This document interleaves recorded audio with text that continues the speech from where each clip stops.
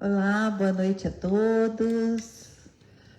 Aqui estamos já prontos com o Renato Apostos para responder todas as dúvidas de vocês hoje.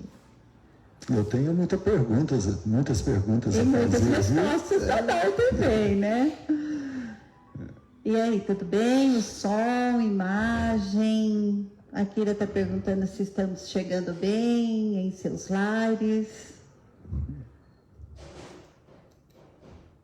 Qual vai ser o tema de hoje, Deise? Hoje nós vamos estudar no Evangelho segundo o Espiritismo, o capítulo 28, coletânea de preces espíritas, no item 2, nas preces pessoais. E nas preces pessoais iremos ver os itens 20 e 21, que é para resistir a uma tentação, e 22 e 23, graças por uma vitória sobre a tentação. E no estudo da mediunidade, nós vamos continuar estudando a psicofonia, com base no livro do Dr. Zalmino Zimmermann, Teoria da Mediunidade, no capítulo 8. E no livro Os Mensageiros, hoje estamos aqui com o Renato, que vai nos trazer, Renato, que capítulo? Capítulo 12, a Palavra de Monteiro. Mais um aprendizado grande para hoje, né? Sim.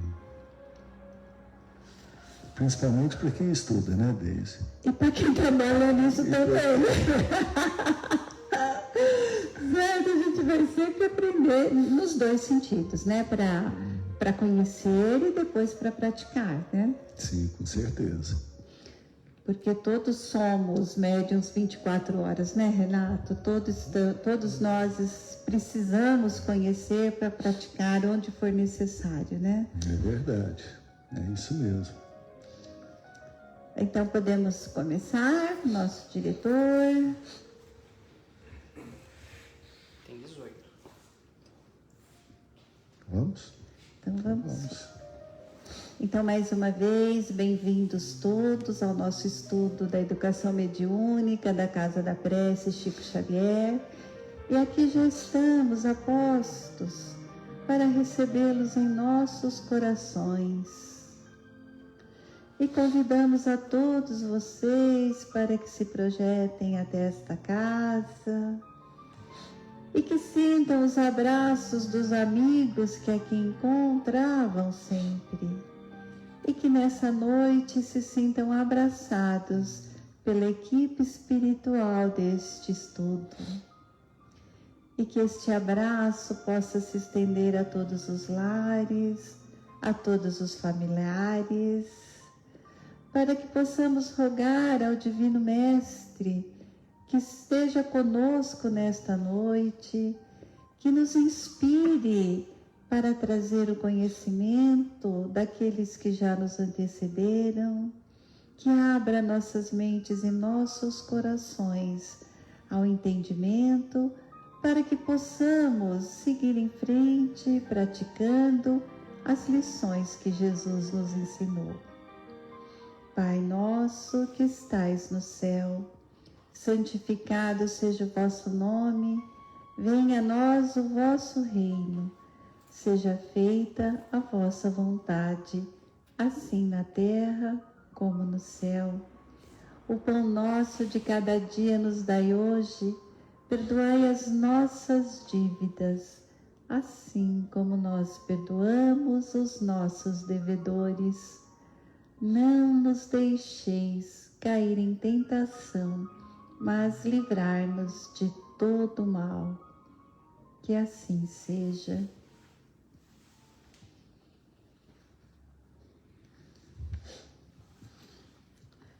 Então, vamos começar no estudo do Evangelho, no capítulo 28, coletânea de preces espíritas, dos itens de 20 a 23, para resistir a uma tentação e para dar graças por uma vitória sobre a tentação. Então, é muito importante que a gente preste atenção sempre no Evangelho, porque ele vai estar muito ligado com os temas da noite, com a mediunidade e com o tema do capítulo dos mensageiros que hoje o Renato vai nos trazer. Então, na coletânea de preces espíritas, no item 20, para resistir a uma tentação, Kardec nos traz: todo mau pensamento pode ter duas origens: a nossa própria imperfeição intelectual ou uma funesta influência que age sobre ela. Nesse último caso, temos a indicação de uma fraqueza que nos expõe a essas influências e, portanto, de que a nossa alma é imperfeita.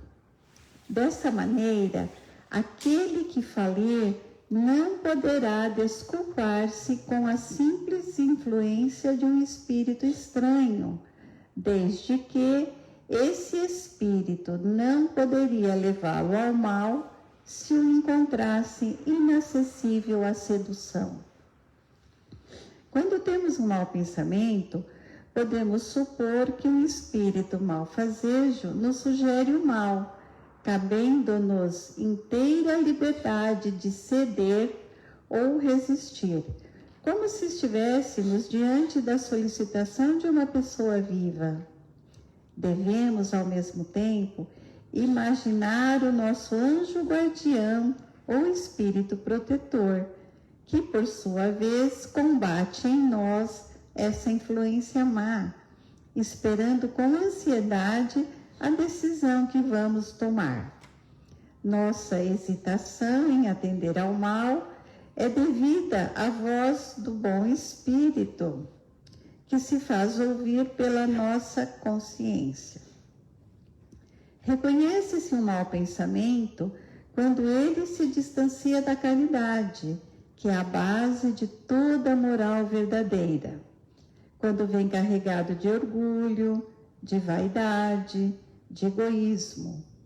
Quando a sua realização pode causar algum prejuízo a outra pessoa.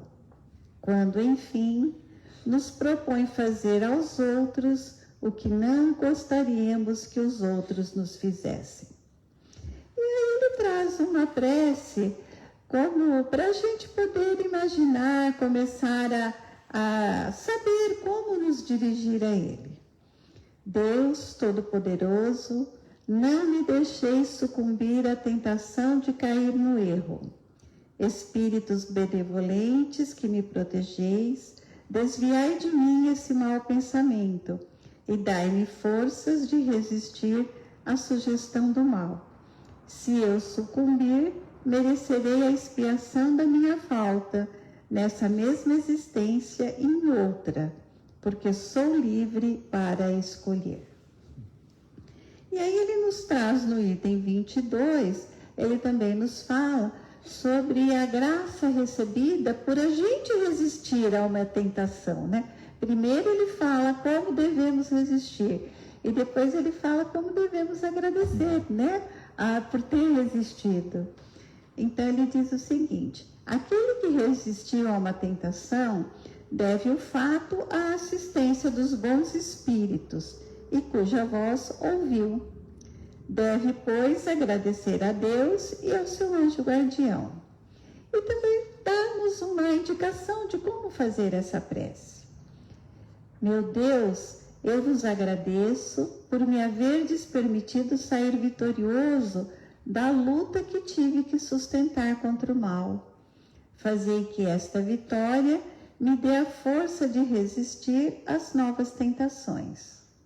E vós, meu anjo guardião, recebei o meu agradecimento pela assistência que me destes, que a minha submissão aos vossos conselhos me faça merecer novamente a vossa proteção. Que lindo, não?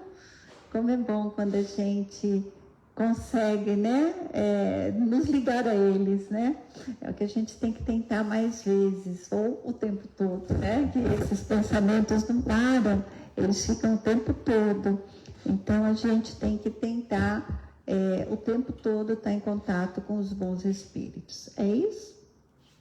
Sim. Sim, com certeza. Então, agora, continuando o nosso estudo de mediunidade, nós vamos continuar falando sobre psicofonia e hoje nós vamos falar sobre o capítulo 8 do livro Teoria da Mediunidade, do Dr. Zalmino Zimmermann. Então, a semana passada, nós vimos que ele nos traz que a psicofonia é a aptidão mediúnica que faculta a comunicação oral dos espíritos. E aí, hoje, a semana passada ainda, nós trouxemos como acontece essa mediunização. Então, nós vimos que nós temos 3 tipos que podem trazer esta faculdade mediúnica: o consciente, o semiconsciente e o inconsciente. Então, hoje nós vamos ver como que acontece essa mediunização. Então, ele nos explica que inicia-se com o desprendimento do médium pela expansibilidade do perispírito, que é quando o médium se coloca à disposição para facultar a palavra dos espíritos.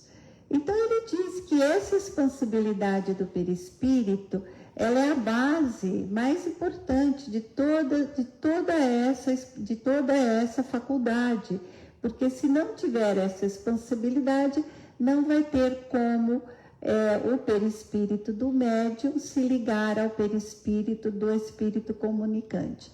Então, que essa propriedade, ela está na base de todos os fenômenos do processo mediúnico, mas que ela varia com o tipo de mediunização que cada um tem. Então, ele fala que no consciente, esse desprendimento é mais superficial. O médium tem a plena consciência do que está acontecendo com ele conhece essa mensagem antes de transmitir, e ele é como se fosse um intérprete, ele transmite com as próprias palavras dele. Que no semiconsciente, esse desprendimento, ele é semi-profundo, ele dá uma calmia, dá uma sonolência pequena, mas o médium permanece semilúcido o tempo todo. Ele vai conhecer a mensagem no momento em que ele está dando esta comunicação. E ele não se lembra muito bem. A lembrança que ele tem da comunicação são pequenas, ela é imperfeita no seu todo.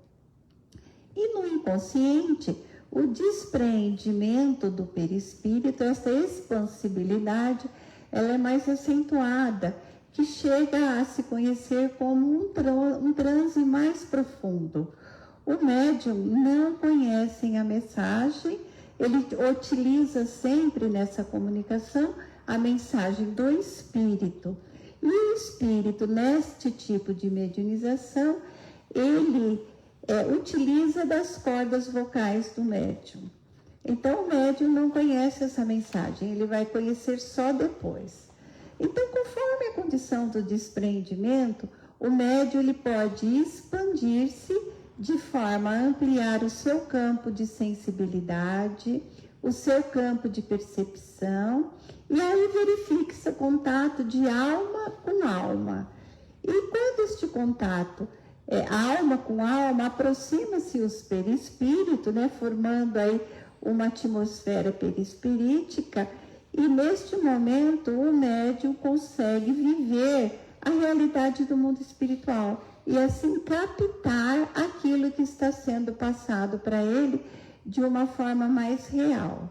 Então, o que marcam estes fenômenos, quer seja a psicofonia, que é a mensagem falada, a psicografia, que é a mensagem escrita, a psicopictura, que é a produção de pinturas e de desenhos, e a psicocirurgia é esta expansibilidade maior, onde o médium entra no contato com a vida do mundo espiritual. E aí, pela penetração psíquica do médium com o espírito comunicante, o médium é capaz de expressar, de trazer a comunicação das sensações físicas que ele recebe. pode ser táteis, pode ser de odores, pode ser térmicas, né, de frio. Ele consegue expressar as emoções do espírito que está se comunicando, ele consegue expressar as ideias do espírito e consegue nos trazer a notícia do estado que está aquele espírito e onde ele se encontra. Então, muitas vezes, esses registros que acontecem na hora da mediunização, no processo mediúnico, esse registro dessas sensações também pode acontecer momentos antes ou até dias antes. E aí causando no médium esses tipos de sentimento de sofrimento daquele ser que está se aproximando para receber um tratamento.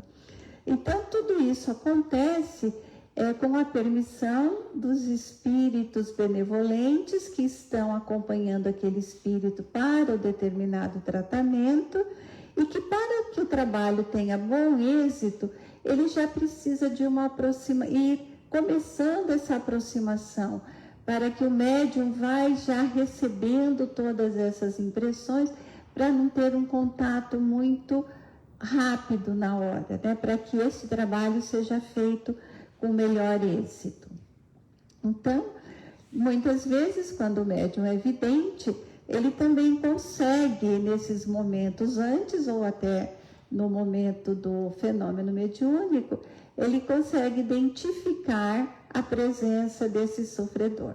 Então, quando isso acontece antes e que ele não consegue identificar, ele deve primeiro verificar nele mesmo se aquelas impressões, aquilo que ele está sentindo, é dele. Se não for dele, então ele já sabe que, como ele é um trabalhador, que ele vai estar à disposição do plano espiritual para este tipo de trabalho, então ele tem que já começar a se utilizar da oração. Então essa oração tem que ser para aquele ser que está ali se aproximando dele. Essa oração tem que ser para o seu anjo da guarda, para que seu mentor possa ajudá-lo a conduzir este processo. Então, para que isso aconteça, é necessário a educação e a disciplina do médium. Então, quando o médium sente muito isso fora do local e não consegue tratar com aquilo que está acontecendo, mesmo sabendo que isso faz parte do processo mediúnico e que ele é um trabalhador neste tipo de serviço, está mostrando ali que o médium precisa adestrar um pouquinho mais a sua faculdade mediúnica através do conhecimento, né? Para isso nós estamos aprendendo a educação mediúnica, para que a gente consiga distinguir as coisas que vão acontecendo conosco e como podemos lidar nessas horas. Então, para que a gente consiga reconhecer tudo isso daí, precisamos estudar para que estes acontecimentos, eles não prejudiquem a nossa vida cotidiana, porque todos nós precisamos trabalhar com Jesus 24 horas, mas ainda quando estamos aqui na Terra, temos os nossos compromissos terrenos. Então, precisamos lembrar sempre que em qualquer condição, o médium está sempre no controle. O médico é sempre consciente no comando do fenômeno e no comando do seu próprio corpo.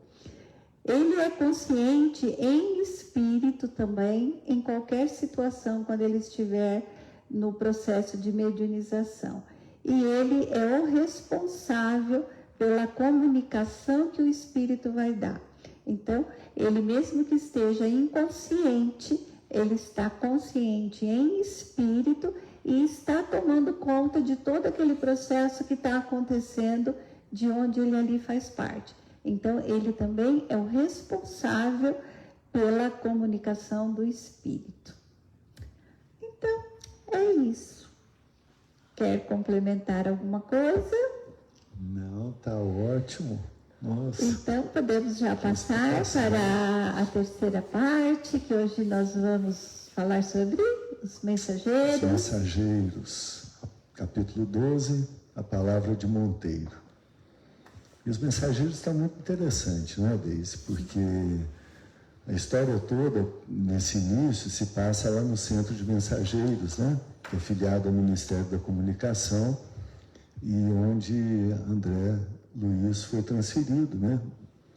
E depois lá do estágio nas câmaras de retificação. E lá ele se impressiona, né? Com a pujança, com o tamanho, com as instalações, né, enormes daquele centro de mensageiros, né? E com o preparo que eles dão lá. Então, é explicado a ele que ali se preparam para serem cartas vivas do Evangelho em socorro aos que sofrem, né? Na terra e na espiritualidade. E é uma escola preparatória, né? Dos médiuns, dos doutrinadores, né? Que vem na terra, e com certeza nós todos médiuns passamos por alguma escola desse tipo, né? Recebendo preparo, recebendo orientação. E no capítulo 11, né, que foi da semana passada, o Belarmino Ferreira, ele se intitula como um doutrinador falido, né? E diz que é a tragédia de todos que conhecem o bem e não colocam em prática. Então, e tanto no capítulo anterior quanto nesse, eles usam a palavra doutrinador no sentido mais amplo do termo, né? E que ensina, aquele que ensina a doutrina espírita, aquele que ensina a doutrina de Jesus. Não só para os espíritos, né, no trabalho mediúnico, mas no dia a dia, né, com a exemplificação e nas palestras. Então, esse é o sentido mais amplo do doutrinador. E a tarefa comum, né, dele e dos dois, né, que o Monteiro também tem essa tarefa, é o resgate pessoal e o auxílio aos companheiros, né? Então, todos nós estamos aqui em tarefa de resgate pessoal, né? E o Belarmino, então, ele explica que não conseguiu escapar à rede envolvente das tentações, e por isso que ele se intitula um doutrinador falido, né? Ele faliu nessa encarnação dele como médium, por não conseguir escapar a essa rede das tentações, né? E da mesma forma o Monteiro, né? Ele vai explicar da mesma forma que ele sucumbiu às tentações. E finalmente, então, o Belarmino, ele nos explicou que ele tinha amigos letrados e cultos, né? Mas sem elevação moral. E devagar, pouco a pouco, foi se envolvendo, né? Com aquela maneira de ser, com a vaidade, o orgulho, e esqueceu o Evangelho, e se apegou muito ao dinheiro, né? E à posição social. O Monteiro tem uma história muito semelhante, né? Porque então eles vão conversar com o Monteiro, que é amigo do Belarmino, fizeram um preparo na mesma época, se conheciam anteriormente, reencarnaram na mesma época, e tiveram as mesmas dificuldades aqui enquanto encarnados. E o Monteiro, então, nos conta que já tinha 3 anos sucessivos, né, que ele, depois de passar pelo umbral, depois de sofrer muito, ele voltou ao Centro de Mensageiros e estava lá frequentando novamente o Centro de Mensageiros, muito cabisbaixo, muito triste, né, com o desempenho dele na última encarnação, e ele nos diz que recebe sempre lições novas ali, né? Então, 3 anos depois de todo o preparo, sempre lições novas. É como nós, né, quando lemos o Evangelho, a gente chega ou então mesmo esse livro, né, os livros de estudo, a gente lê determinadas passagens e pensa, puxa vida, acho que eu nunca li isso, né? Tenho que aprender isso aqui de novo, né? Então é difícil, né, de interiorizar. E Belarmino então brinca, fala que Monteiro tem grande experiência no assunto, né, da mediunidade, da encarnação. E Monteiro então responde, né, com um certo pesar, uma certa conformação, né, que sim, experiência que não me falta, diz ele. Também andei às tontas nas semeadoras terrestres, errei muito, né, e começa já se justificando, né, que é muito difícil escapar à influência do meio quando estamos encarnados. E a gente vê a dificuldade que é, né? A influência que o meio tem sobre nós, e com ele foi terrível, né? Ele coloca aqui que o doloroso desastre dele foi por ele ter se deixado envolver, né, pelo meio e sem se policiar o suficiente. E continua se justificando que os fenômenos mediúnicos, né, e as especificidades da mediunidade reservam sempre surpresas grandes para qualquer doutrinador, né, para qualquer que ensina a doutrina, que possua mais raciocínio na cabeça que sentimento no coração. Então, o raciocínio é importante, né? A inteligência, mas o coração vem na frente, né? Então, me lembra muito o Chico, né? Que ele dizia que quem sabe pode muito, quem ama pode mais, né? Então, foi exatamente o ponto do Monteiro aqui nesse caso. Então, ele viu que podia se desviar, né, qualquer trabalhador, né, com mais entusiasmo do que sinceridade. Então, ele tinha muito entusiasmo, muito, né, envolvimento ali, mas não tinha a sinceridade que precisa no coração. Partiu de nosso lar, né, com missão de entendimento espiritual, e não para estimular os fenômenos, né, para estudar os fenômenos mediúnicos, os fenômenos da doutrina, mas para colaborar na jornada de companheiros encarnados e companheiros desencarnados. Então, essa era a missão dele, né? E ele recebeu todo o auxílio, né? Todo o auxílio de preparo, né, anteriormente, enquanto desencarnado, e depois para iniciar o que ele chama de grande tarefa, né? Então, ele, com muita alegria, né, que dominava o espírito dele no desdobramento dos primeiros serviços do início, a mãe sempre ajudando, e ele então ficou muito entusiasmado. Mas ele tinha sob o controle dele, né, e na casa que ele dirigia, na casa que ele colaborava, médiuns, né, de efeitos físicos, psicografia, médiuns de incorporação, que é o nosso estudo, né, os de psicofonia, e aquele fascínio, né, com o que ele chama de comércio com o invisível. E se exercia um fascínio muito grande sobre ele, e ele se distraiu da essência principal da doutrina. Comparecia com uma assiduidade absoluta, né, nas reuniões, então ele não faltava, estava sempre presente. E confessa que ele tinha assim, uma volúpia, né, pela assistência aos desencarnados de condição inferior. Então, quando ele trabalhava como doutrinador, na mesa mediúnica, conversando com os desencarnados, ele, né, explanava longas dissertações, né, decoradas, longas dissertações que faziam com que aqueles sofredores ficassem,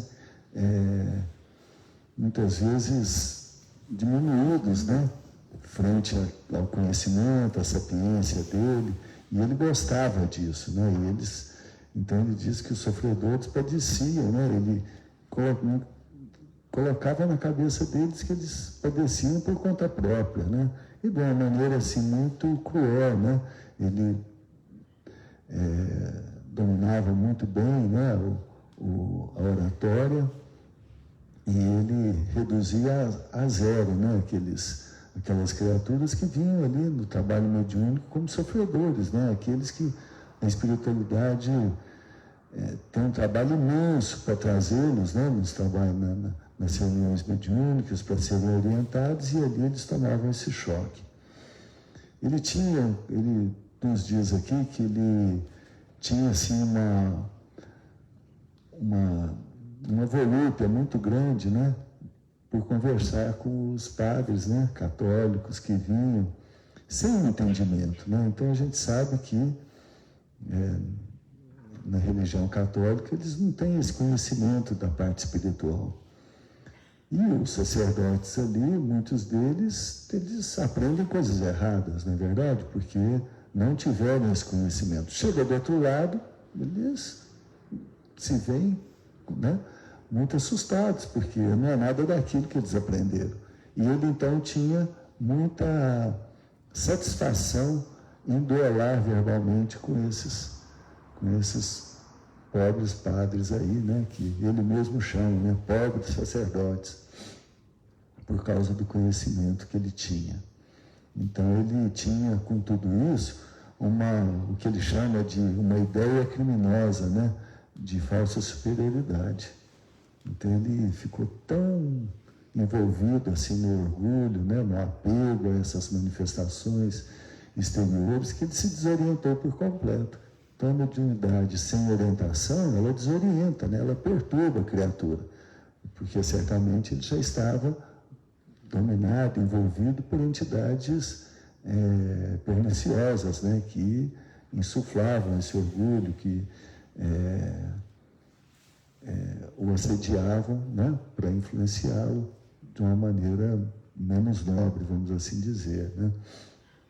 E ele, então, de certa forma, ele acendia as luzes para os outros, né, ele dava oportunidade, ele fazia as coisas na casa, mas esqueceu dele mesmo, esqueceu do comportamento, esqueceu do que ele precisaria desenvolver, né, e só na volta, quando ele volta desencarnado, é que ele vem dizer aqui: pude verificar a extensão da minha cegueira.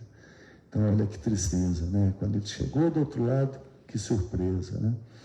O Chico muitas vezes dizia, né? Ah, meu filho, os espíritas estão desencarnando muito mal, né?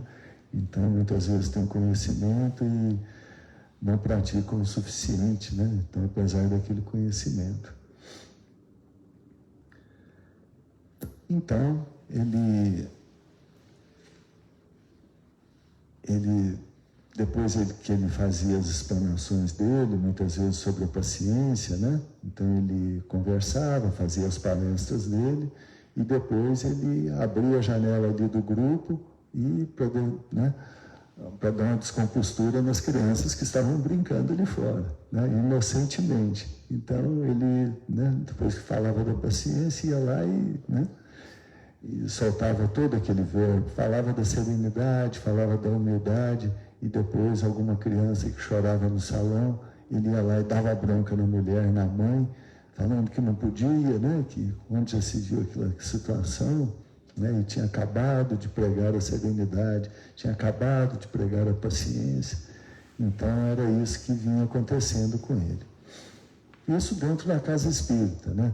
E fora da casa espírita, então, ele tinha um estabelecimento comercial e ele tinha atitudes muito inflexíveis, né? Especialmente com os devedores, né? Ele era radical, ele era inflexível com a dívida, né? Então, todos os meses mandava as promissórias para protesto, sujando o nome daqueles que não pagavam ele. Muitos deles, né, menos felizes, como ele chama, rogavam por um pouco mais de prazo, pediam desculpas, pediam alguma proteção, alguma oportunidade, mas ele era inflexível. Sempre com os advogados, sempre estudando a melhor maneira, né, de perseguir aqueles clientes, de cobrar os atrasos, sempre com multas, né? Então ele tinha esse tipo de atitude, né, muito voltado, né, muito arraigado aos valores, né, às cobranças, ao dinheiro, e pouco flexível, né, pouco humilde, pouco condescendente com as dificuldades alheias. E depois do que ele chama aqui, né, dessas ideias, dessas preocupações, né, nem sempre muito retas, né, chegava de noite, ele ia ensinar, né, o amor aos semelhantes, a paciência, a doçura, né, exaltar o sofrimento, a luta na vida como estrada de preparação para Deus, né, como caminho para alcançar a Deus. E ele se diz, então, que andava cego, né, que ele não conseguia perceber a existência terrestre, envolvido, né, nessa volúpia, nesse orgulho, nessa vontade dos bens materiais, né, ele ficou cego, né? Então ele começou a talhar o espiritismo do próprio modo dele, né? Uma coisa para os outros, outra para mim, não é verdade? Então ele se perdoava a todo tempo e para os outros vale a lei, né? Vale a cobrança. E fora das sessões práticas, então, do trabalho, né? Da atividade comum, social, né? Ele tecia-se muitos comentários, né, dos fenômenos observados, né, conversava sobre tudo, tinha duelos palavrosos, como diz ele aqui, né, falava com muita emoção, com muita, né, com uma situação assim de muito empenho naquilo que ele fala, né, defendendo as posições, né, muitas narrações de acontecimentos insólitos, críticas rigorosas aos médiuns, né, aos companheiros, aqueles ali. Então ele não perdoava, criticava sempre. E de desvio em desvio, a Angina, né, o encontrou absolutamente distraído das realidades da vida, né, daquilo que mais importa na vida. E ele passou para o lado de lá. E como ele diz, qual demente necessitado de hospício? Porque isso é uma demência, né? Então todo esse envolvimento, toda essa fantasia, né? Esse mundo fantasioso que a criatura vive, quando se distancia daquilo que é importante na vida, daquilo que a gente leva para o outro lado, ele se sente um demente, né? Ele chega do outro lado numa situação muito ruim. Ele, muito tarde, então, foi reconhecer que abusou das sublimes faculdades, né? Da oratória, do verbo, do conhecimento, da inteligência, né? E das oportunidades que ele teve, né? Como que ele poderia ensinar o amor sem o exemplo? Né? Então, voltou a cair na mesma história, né? Nos mesmos erros, né? Que nós vimos o Belarmino Ferreira na semana passada, da mesma forma. E aquelas entidades, então, perigosas, revoltadas, né?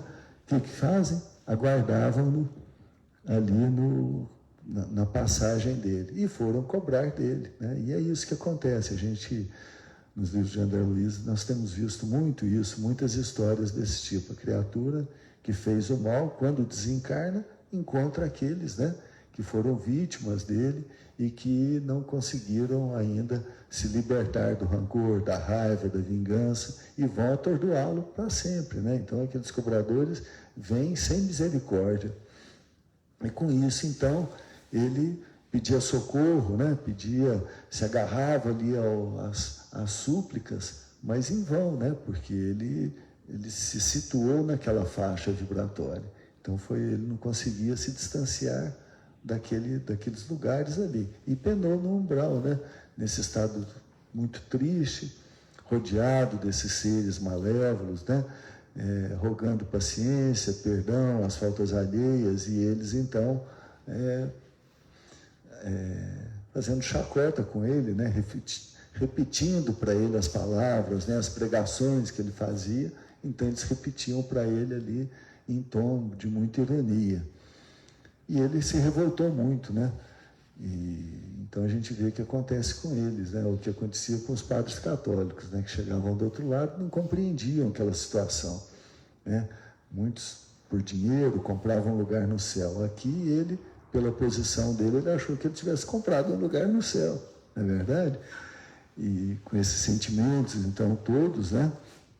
Ele rogou muito, gritou, né? Ficou muito atormentado durante muito tempo. E quando ele se conseguiu atenuar um pouco essa revolta dele, amigos, né? Bons amigos foram lá, resgataram-no e levaram-no de volta para o nosso lar. Não satisfeito, né? Ele ainda continuava descontente, continuava revoltado e com a irritação terrível, né?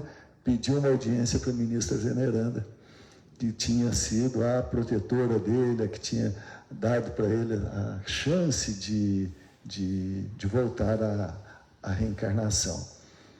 E, lógico, pela insolência, né, do pedido, vamos assim dizer, ela, obviamente, não concedeu a audiência, mas foi visitá-lo num dia de descanso dela. Olha que sublime, né? Ei, ministra. E ela, num dia de descanso, foi. Ele, com muita lamentação, com muito choro, com muita coisa, durante 2 horas reclamou para ela. Contou as histórias e falou, e ela, né, com toda a paciência, o escutou com muito carinho, com muita atenção. E ele não esperava, porque depois de tudo, né, depois dele cansar de falar e falar tanto, ela simplesmente, como é característica da ministra veneranda, né? Ela fala pouco, mas objetiva, incisiva. E ela falou para ele o seguinte: Monteiro, meu amigo, a causa da sua derrota não é complicada nem difícil de explicar. Entregou-se você ao espiritismo prático junto dos homens, nossos irmãos, mas nunca se interessou pela verdadeira prática do espiritismo, junto de Jesus, nosso mestre. E com isso ele parou, pensou, e aí diz ele que desde então minha atitude mudou muitíssimo. Então essa é a história, né, de Monteiro, que ele, com tudo isso, né, depois de com uma palavra da ministra, com toda a autoridade moral dela, ele refletiu e se comove, né, quando ele fala que faltou Jesus na vida dele, né? E é isso, então, é a nossa história de hoje, a história do Monteiro. E foi estudar de novo, né? Nesse mesmo local para voltar outra vez. Ficou de DP, né? Renato, nós vimos aí que no Centro dos Mensageiros, esse encontro, como nesse caso, ele veio com amigos, né? Depois que ele se preparou lá, ele voltou para a Terra com um grupo de amigos para exercer este trabalho. Como acho que sempre acontece com aqueles mensageiros que vêm aqui receber outros seres para ajudar, para ensinar, tudo mais. Quando a gente se encontra num grupo de estudo, numa casa espírita, qualquer que seja uma casa de oração, né? Porque todos esses mensageiros, eles vão estar numa casa de oração, em algum lugar, passando aquilo que eles aprenderam para cumprir a missão deles aqui na Terra. Então, isso indica que a gente, muitas vezes, veio neste grupo para aprender também com esses seres que a gente encontra aqui. Com certeza, né? Desde as notícias que nos chegam, né, pelos livros, pelas entidades, é que nós somos grupos afins, né, com a mesma missão, né, a ser desempenhada em conjunto, né? Então esse trabalho, uns ajudando aos outros e ajudando no resgate recíproco, né? E trabalhando para Jesus, né? Então essa é uma tarefa, talvez a tarefa mais importante da vida da gente, né? E a gente viu em Belarmino que ele se perdeu pelo dinheiro, né? Porque pela cobrança daquilo que ele tinha aprendido de graça e que ele tinha que trazer para ajudar as pessoas. E aqui no caso do Monteiro, a gente viu que era mais, de um lado, no trato com os espíritos, era mais assim uma vaidade, né? De conhecimento, de se mostrar superior. A vaidade intelectual é muito, muito triste, né? Porque a pessoa se sente privilegiada, né? Se sente melhor que os outros, né? Então, não só com relação aos espíritos, né, Deise, mas com relação aos companheiros também, né? Então, é terrível isso, né? Então a gente vê assim que e aqui tem os dois casos, né? Que ele se deixou envolver pela falta de Jesus no coração, né? No caso, no trato com as pessoas que vinham assistir uma palestra, né? Por ouvir um barulho, alguma coisa que o estava incomodando e ele não conseguia relevar aquilo, vendo do sacrifício até daquela mãe que veio para assistir a palestra, né? Sim. Quem sabe trazer aquele ser que mesmo pequeno num corpo, é um espírito antigo que também precisaria ouvir, né? Os ensinamentos, como também no trato com os espíritos numa sessão mediúnica, de espezinhar. Então ele tinha sempre a mesma atitude, né? Ele tinha atitude na hora que ele estava esclarecendo, ensinando a pessoa, ele tinha essa mesma atitude no trato com os espíritos e ele tinha essa mesma atitude no profissional dele. Sim. Então, ele não conseguiu ter nenhuma área que ele pudesse executar aquilo que ele aprendeu, né? Muito triste, né? Não, muito triste mesmo, né? Mas assim, na verdade, quando a gente chega do outro lado, né, segundo contam, a gente é muito crítico conosco mesmo, né? Então a gente imagina que aqui ele está contando os motivos da derrota dele, né, na vida. Então ele pinta, né, pela emoção dele, né, de remorso, de arrependimento, ele pinta com cores, né, mais fortes, né? Mas quem convivia com ele certamente não via todas essas facetas, né? O que acontece normalmente, né?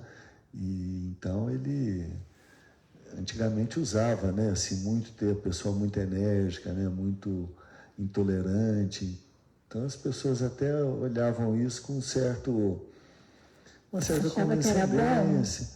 Não sei se era bom, mas assim, achava que era muita, né, uma energia, assim, às vezes que com o tempo, né, a gente está vendo que é mais comedimento, né? Os professores nas salas de aula antigamente, né, palmatória, isso, aquilo, e se defendia uma postura dessa maneira, né? Mais rígido, né? Mais rígida, né? Essa rigidez muito grande. Então ele viveu nessa época. Não estou querendo diminuir assim, mas assim, a gente vê que a sociedade como um todo abrandou também pelo menos aqui no Brasil, né, esses costumes, né? Um pai não conversava com o filho, naturalmente, pouquíssimos faziam isso, né? Conversavam através da mãe, não é verdade? Você fala para o filho isso assim, né? Quantos não tiveram educação assim? Graças a Deus mudou muito, né? Graças a Deus nosso tempo de vida agora já está assim de costumes bem mais brandos, né? Mas ele, de fato, ele só concluindo, ele quando comparado com a missão que ele trouxe, ele falhou em muitos aspectos, né?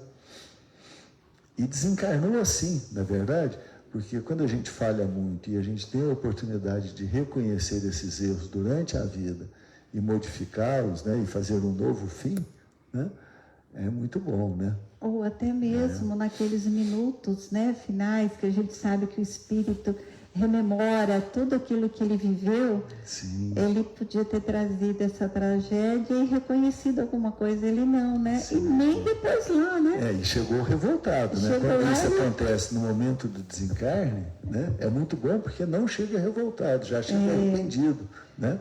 Então a situação do desencarnante é muito melhor. E a gente viu que ele chegou lá, ele não se arrependeu no local que ele estava, lá no umbral, no meio desses seres, né, que tanto ele espizinhou, que estavam lá também fazendo com ele a mesma coisa que ele tinha feito aqui na Terra. A gente viu que ali também ele estava resistente. E depois, quando ele foi socorrido, né, pelos amigos, né, então... Como é bom ter amigos, né, que também oram por nós do outro lado. Ele também ainda foi recolhido e continuou.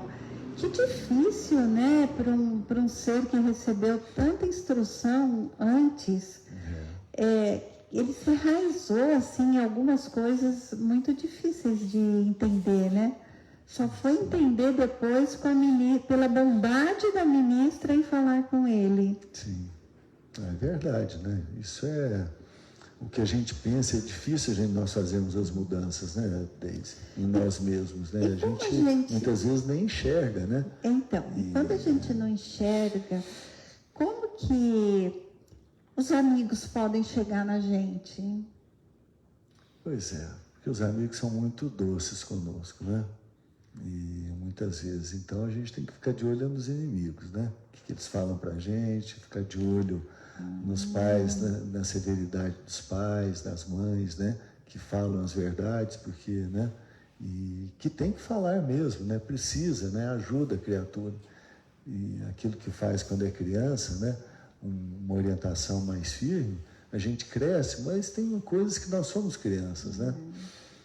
Então e muitas vezes... a gente prestar atenção naquilo que estão falando, não de bonito pra gente, né? Não, de bonito tem que não esquecer, bonito, não acredita, né? Não porque é bondade do, né? Não pode acreditar nos elogios, não. Além da bondade, provoca vaidade. Sim. Né? Então, que a gente tem que prestar realmente atenção naquele que não aprendeu e fala para a gente que não aprendeu, né? Porque muitas vezes você acha que ensinou tudo tão certinho e o outro não aprendeu, né? Que é a vaidade intelectual. Então a gente tem que prestar muita atenção nisso, né? Nos comentários que não são para elogios, e sim para que a gente preste atenção como se melhorar. Com certeza, né? Com certeza. E nos pequenos acontecimentos, né? Que a gente tem que prestar atenção, para chamar atenção, porque às vezes algumas coisas têm que ocorrer que nos firam o sentimento, né? De alguma forma, né? Pela dor, né? Para a gente pegar no tranco, né? Que fira a nossa vaidade, né? Para a gente poder enxergar alguma coisa, né? E procurar o que está por trás daquela palavra, né? Então isso é muito bom, né? O Dr. Hans explica muito, fala quando elogia não acredita não, né? E Kardec não gostava, né? Que se elogiasse os médiuns, né? Que ele achava que... E o Chico não acreditava não, né? O Chico, ele tinha consciência, né, perfeita, né, da missão dele e nunca acreditou, né, no que falavam dele e tudo. Ele minimizava a situação e mudava de assunto, né, muito delicadamente, né, mas não aceitava a exaltação, né. Acho que temos uma pergunta. Pergunta da Dona Mari. O que acontece com as pessoas que vendem indulgências depois da morte? Quer responder? Pode responder. Bom, a indulgência era muito usada, né, antigamente, então as criaturas compravam, né, a indulgência, doavam dinheiro e achavam que iam para o céu. Chegou do outro lado... e vem que não é nada daquilo, né? Que aquele investimento ali não valeu nada, porque os valores, né, que a gente leva daqui para lá são os valores do coração. E então chega lá no encontra uma situação bem diferente, né, em termos de valores, né, daquilo que vale. E aquele que vendeu, então? Né? Aquele que vendeu, então, a indulgência, quando desencarna, vai ser cobrado, né, como o Monteiro. Vai ser cobrado por aqueles que pagaram a ele, foram ludibriados, né? Porque ele vendeu o que não tinha para vender, na verdade, e sofrem muito, né? Na mão desses desgraçados, porque antigamente achava que chegava lá, confessava, você reza 10 disso, 20 daquilo e tal, e pronto, está perdoado. Aí ia lá, rezava tudo e depois saía pecando de novo, né? Fazia a mesma coisa. Mesma coisa de novo. Aí rezava de novo, estava tudo certo. E estava tudo certo, né? Então ia lá, pagava, comprava, né, de alguma forma ali, e seria fácil, né? Pergunta da Rosana. Boa noite. Gostaria de um auxílio. Nos médiuns semiconscientes, às vezes ficamos inseguros se o que estamos falando realmente não são as nossas convicções que estamos exprimindo, e sim a mensagem dos espíritos. Como absorver e passar adiante essas mensagens sem sentir o medo de estarmos falando por nós mesmos? Pode responder. Bom, eu penso assim que vai muito da concentração do médium, né? Na hora que está falando, se desligar de um pensamento paralelo, né? Então, acho que quando a gente consegue fazer esse exercício, que é difícil, né?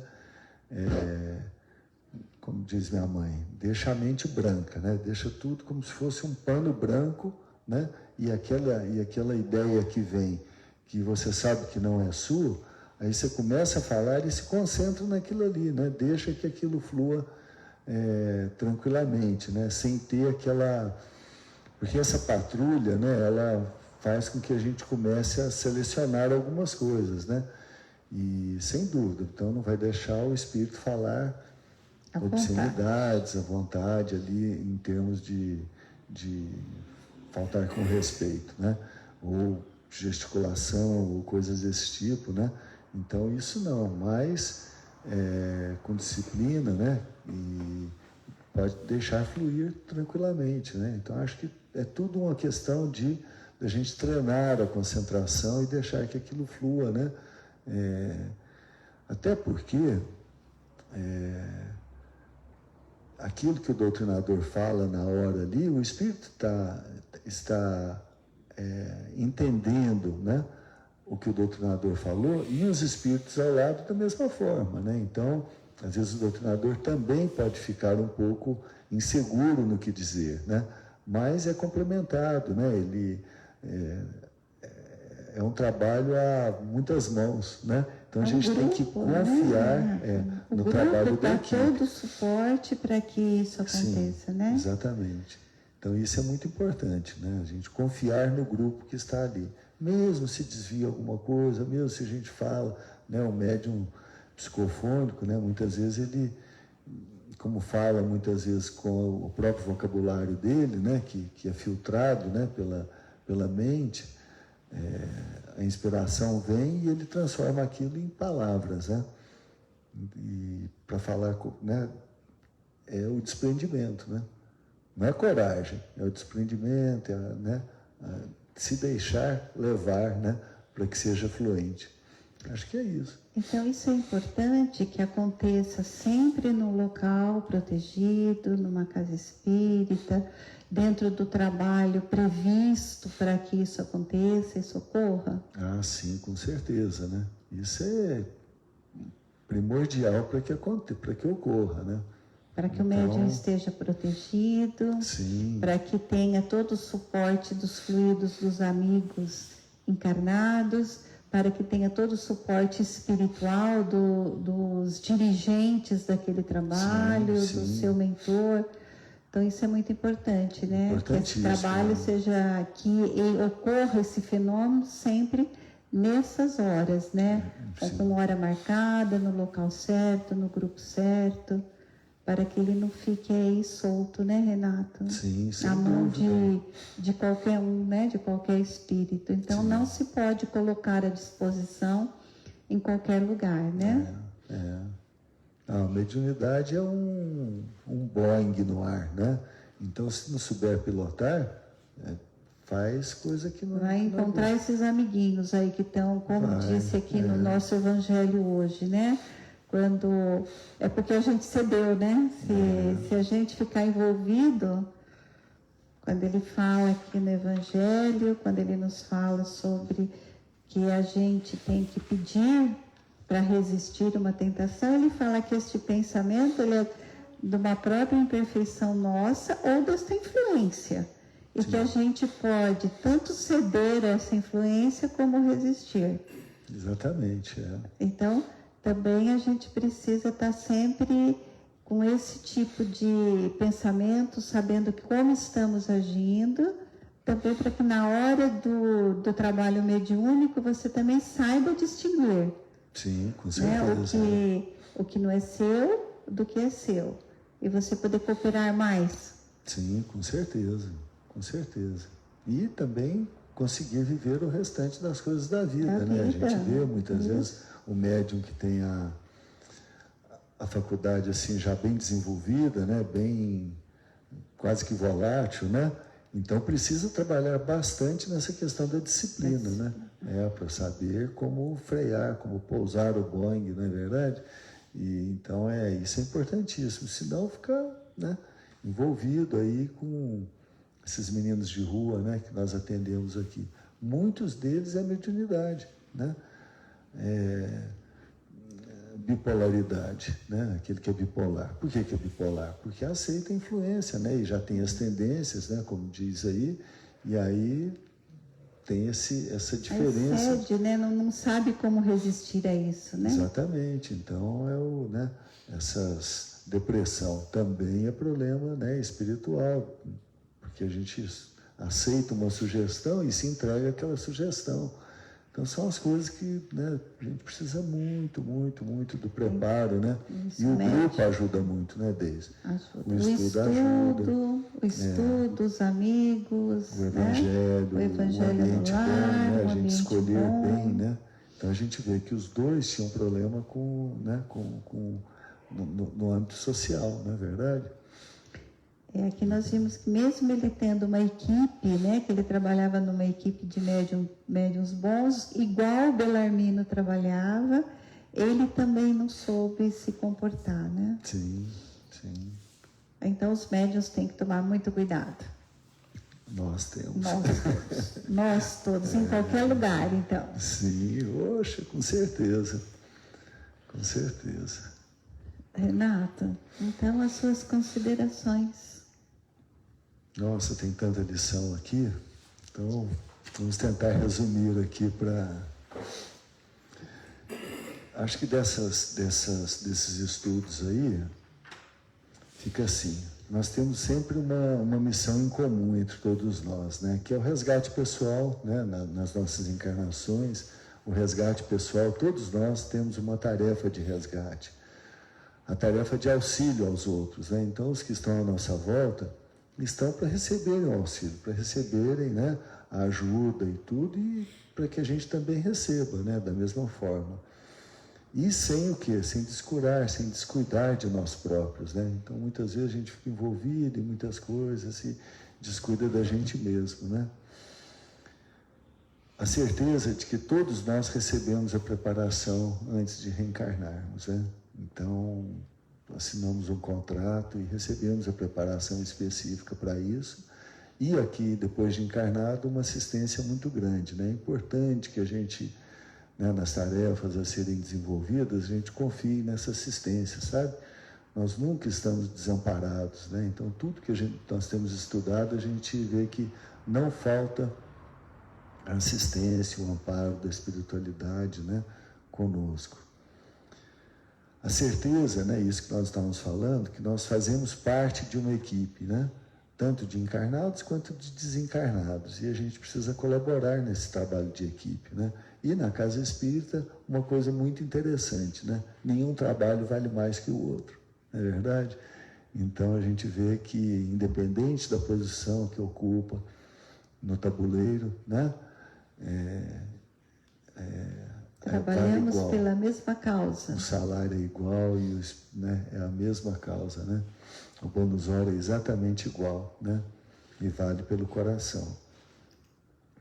A questão do entusiasmo, né, nos primeiros tempos, né? Então, sempre começa com que a gente começa as coisas com aquele entusiasmo muito grande. E depois aquilo vai se arrefecendo, né? Falta persistência, falta perseverança, né?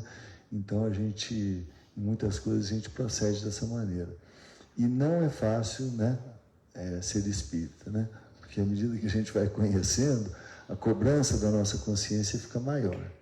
Então, às vezes é mais fácil a gente, não, deixa de lado, né? Não vou fazer isso, não vou desenvolver a mediunidade, né? Eu já pensei assim, viu? Quem não pensou? Vamos deixar um pouquinho mais pra frente. Até que a dor chega, né? Nossa, mais sim. forte, digamos assim.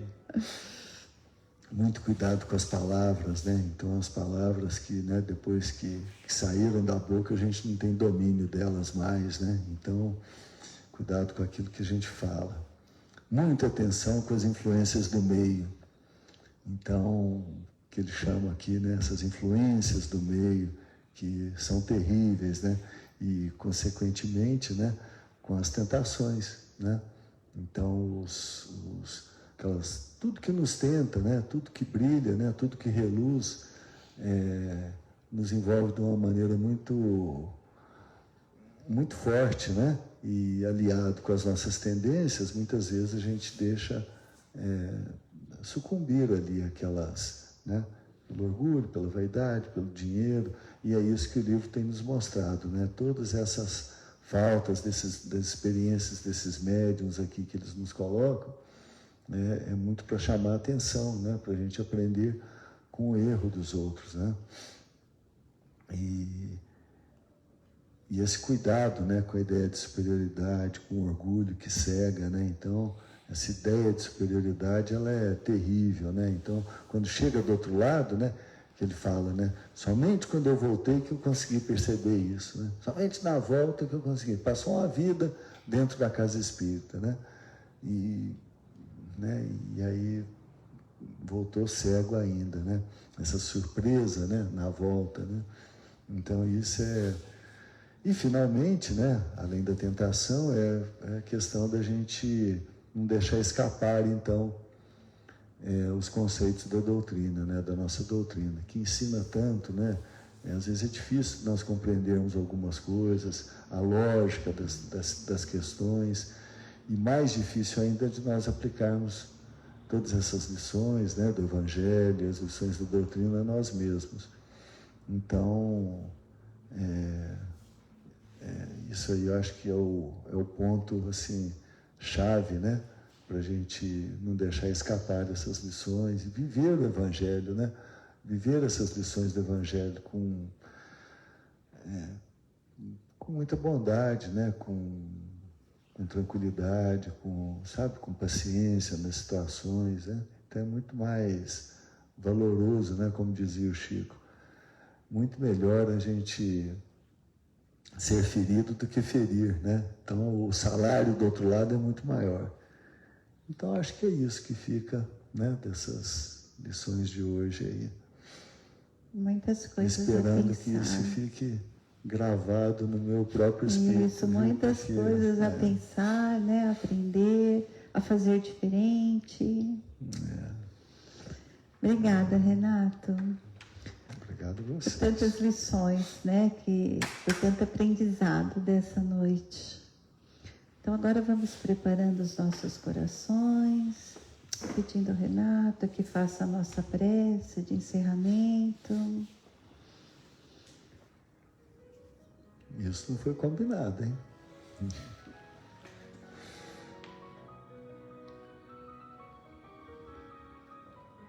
Ô Senhor, envolvidos nos fluidos salutares dessa casa, desses estudos, compreendendo ou procurando compreender essas lições que nos são dadas através das experiências daqueles que já passaram por aqui, alguns com experiências boas, do nosso Chico, por exemplo, que nos deixou tantas lições, tanto exemplo. Tio Eurípides, Dr. Bezerra, Senhor Mariano, tantos que aqui passaram e que nos deram bons exemplos. E também desses que estudamos aqui no livro e que têm falido nas suas trajetórias como espíritos, têm perdido a reencarnação pelo orgulho, pela vaidade, pela sede de valores monetários. Então, Senhor, elevando o pensamento a vós, te rogamos que nos ajude nessa caminhada, que nos proteja, que abra nossas mentes, que nos inspire o coração, para que possamos caminhar na terra com dignidade, com muito amor, com paciência, com comiseração, com benevolência, aprendendo a perdoar, a enxergar somente as qualidades. E te rogamos também, Senhor, não só por nós mesmos, mas pela nossa casa de oração, pelas nossas famílias, pelos nossos lares e por todos aqueles que estão desamparados da sorte, por falta de esclarecimento, por falta de oportunidades, pela cegueira do orgulho,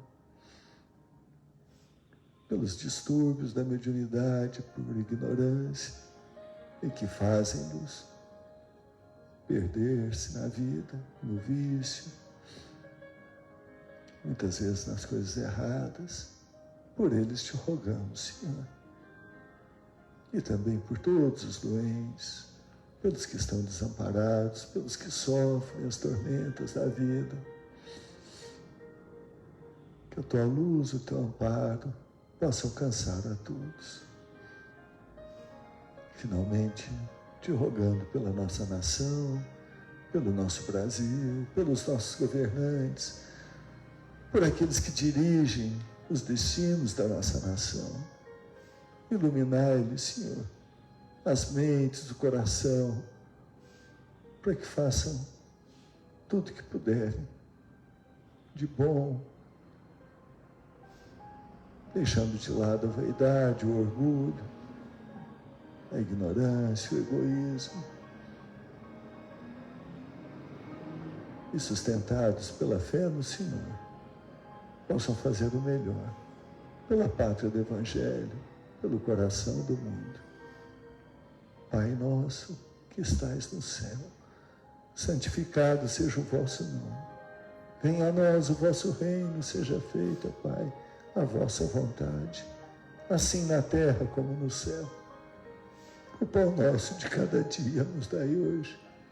Perdoa as nossas dívidas, assim como nós perdoamos os nossos devedores. Não nos deixes cair em tentação, mas livra-nos de todo o mal. Que assim seja. Graças a Deus.